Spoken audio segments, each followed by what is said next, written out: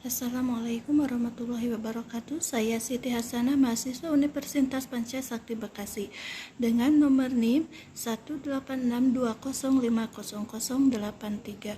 Mata kuliah Bimbingan Konseling dengan dosen pengampu Dr. Randa Rezawati, MSI.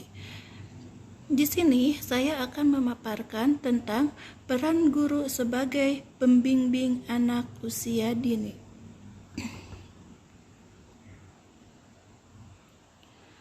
Anak usia dini merupakan pribadi yang unik, di mana dalam masa ini seorang anak dapat bertumbuh kembang dengan pesat.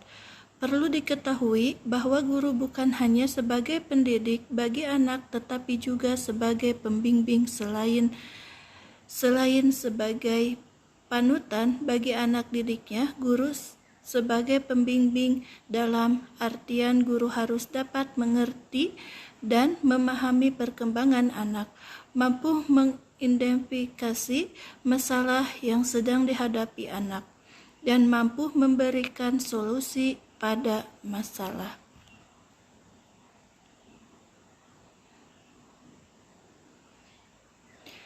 Beberapa karakteristik yang harus dimiliki oleh seorang guru sebagai pembimbing adalah sebagai berikut.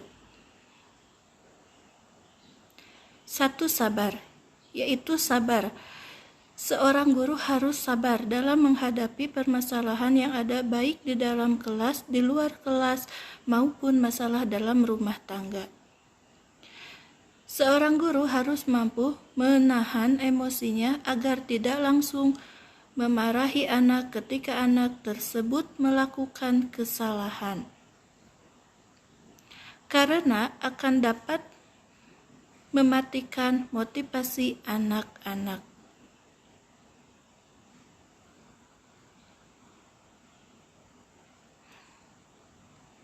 Dua, penuh kasih sayang.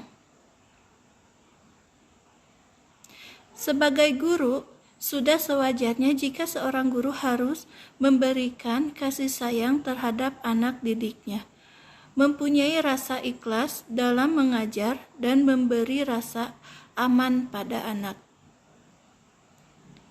3. Penuh perhatian dan ramah. Anak akan merasa bangga atau senang jika diperhatikan oleh guru. Mereka akan menganggap guruku peduli terhadapku.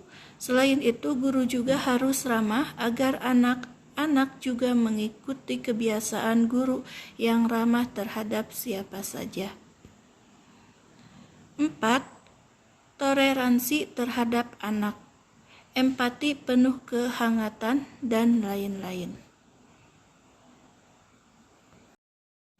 Peran guru PAUD dalam proses pembelajaran anak. 1. Fasilitator. Anak merupakan pembelajaran yang aktif. Anak mampu mengkonstruksikan pengetahuannya sendiri dari pengalaman fisik dan sosialnya.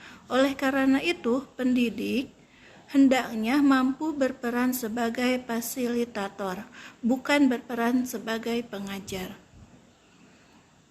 Pendidik bertugas mengarahkan apa yang sebaiknya dilakukan anak dan mengusahakan sumber belajar yang berguna serta dapat menunjang pencapaian tujuan dan proses pembelajaran. 2. Motivator. Karakteristik anak usia dini diantaranya mudah frustasi. Umumnya anak masih mudah kecewa bila menghadapi sesuatu yang tidak memuaskan. Oleh karena itu, pendidik berperan sebagai motivator bagi anak. Pendidik dapat memberi dorongan dan semangat anak saat anak mengalami kesulitan atau kegagalan dalam melakukan sesuatu. Pendidik juga dapat memberikan penguatan terhadap perilaku-perilaku positif anak, sehingga anak menampilkan berperilaku yang diharapkan. 3. Model perilaku. Perilaku anak merupakan hasil adaptasi dari apa yang dilakukan dan diberikan oleh lingkungan sekitarnya. Anak-anak memetik banyak pembelajaran dari pengamatan dan meniru orang lain di sekitarnya. Anak akan tahu sesuatu adalah baik atau buruk, benar atau salah adalah dari proses pengamatan, mengamati dan meniru orang lain. Oleh karena itu, pendidik harus berperan sebagai model perilaku anak. Pendidik tidak akan bisa mengajarkan apa yang tidak dilakukannya. Bagaimana mungkin pendidik bisa mengajarkan tentang kebersihan jika pendidik sendiri tidak cinta kebersihan? Bagaimana pendidik dengan meja yang berantakan mengharapkan anak untuk menjadi rapi? 4. Pengamat. Peran sebagai pengamat dilakukan oleh pendidik saat pelaksanaan proses pembelajaran.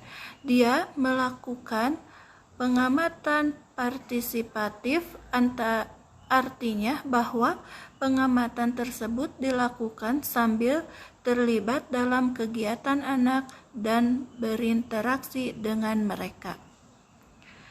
Pendidik mengamati perilaku anak dalam melakukan kegiatan.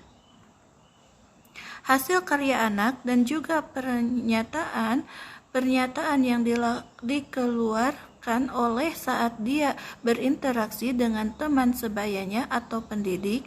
Hasil pengamatan dicatat, diberi komentar dan diinterpretasikan sebagai bahan untuk merancang program pembelajaran yang sesuai dengan kebutuhan anak. 5. Pendamai. Pertengkaran bagi anak adalah hal yang biasa terjadi. Perbedaan pendapat atau keinginan dan berebut mainan sering kita lihat. Meski setelah bertengkar, beberapa saat kemudian sudah bermain bersama lagi. Pendidik tetap harus membantu menyelesaikan konflik dan mendamaikan mereka. Pendidik tidak sekadar menasehati mereka dan meminta mereka untuk berbaikan, tetapi juga dapat menawarkan beberapa cara menyelesaikan konflik yang terjadi di antara mereka. Dengan cara ini, anak akan belajar juga cara-cara menyelesaikan masalah tanpa harus menimbulkan keributan. 6. Pengasuh. Anak usia dini merupakan individu yang masih memiliki ketergantungan pada orang dewasa. Mereka masih belajar untuk menjadi sosok yang mandiri dan belajar untuk mengontrol dirinya sendiri. Ada kalanya mereka rewel atau menangis yang disebabkan oleh banyak hal. Bahkan mungkin juga anak mengumpul atau buang air besar di celana. Oleh karena itu, pendidik harus dapat berperan sebagai pengasuh. Dalam perannya ini, pendidik mencoba untuk menenangkan anak, membuat anak nyaman, dan dapat juga membantu anak membersihkan diri di kamar mandi. Cukup sekian pemaparan dari saya, mudah-mudahan bermanfaat.